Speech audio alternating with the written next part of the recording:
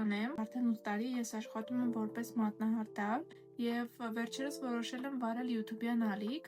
ինչպիսի խնամքի միջոցներ եմ ես նախընտրում օգտագործել որպես մատնահարդար, քանի որ աշխատանքի բերումով շատ հաճախակի եմ բախվում մի շարք մաշկային խնդիրների։ Աշխատանքից հետո, երբ ես տուն եմ գալիս, առաջին հերթին օգտագործում եմ դեմքի լվացման գել, երկար տարիներ է օգտագործում եմ CeraVe ֆիրմայի այս լվացվելու գելը։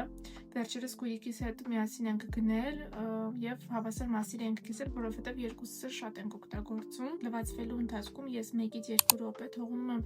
այս գելը մաշկի վրա, քանի որ իր մեջ կա սալիցիլատետու, այն շատ լավ է աշխատում յուղոտ մաշկի դեպքում եւ ավելի լավ արդյունք եմ ստանում։ Երկրորդ փուլով ես չորացնում եմ դեմքս։ Արդեն երկար տարիներ է ես չեմ օգտագործում դեմքի հատվածում սրբիչ։ Երրորդ փուլում ես օգտագործում եմ Deordeneri այս շիճուկը նիացիմիդով եւ ցինկով։ Այն անբաժանելի խնամքի միջոց է ինձ համար, որովհետեւ երկար տարիներ չեմ դավաճանում։ Լինում են ժամանակներ, երբ ինչ-որ մի բան թողնում եմ, քանի որ արդեն մաշկը սկսում է սովորել այս պրոդուկտին եւ սկսում է չաշխատել, ինչ-որ մի ժամանակ 1 ամիս օրինակ չեմ օգտագործում, որից հետո նորից անցնում եմ իմ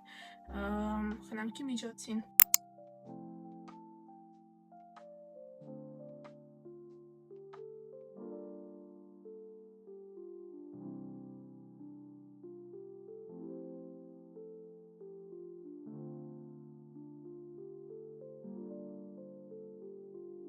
Պայման ես օգտագործում եմ խոնավեցնող կրեմ, վերջերս շատ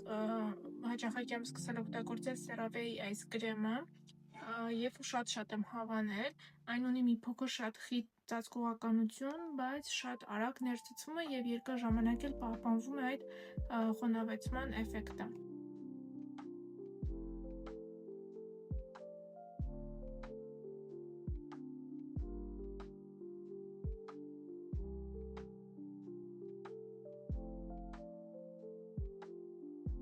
Վերջում ես կատարում եմ դեմքի մերսում, քանի որ ես ունեմ նաև կոսմետոլոգի կրթություն, ես սովորել եմ դեմքի մերսում, գրեթե ամեն օր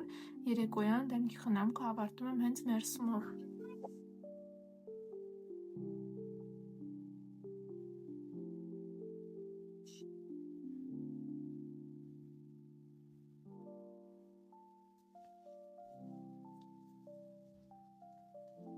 Ես ավարտում եմ La Roche այս ձեռքի կրեմով, ես ունեմ ատոպիկ ձեռնատուտ ու երբեմն ինձ համար սա must have է, որովհետև առանց այս կրեմի իմ ձեռքերը ուղղակի շատ չոր են լինում ու երբեմն նաև առաջանում է քոր եւ կարմրածություն։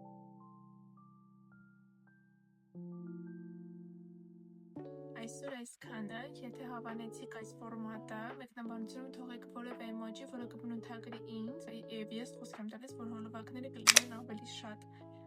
Bye!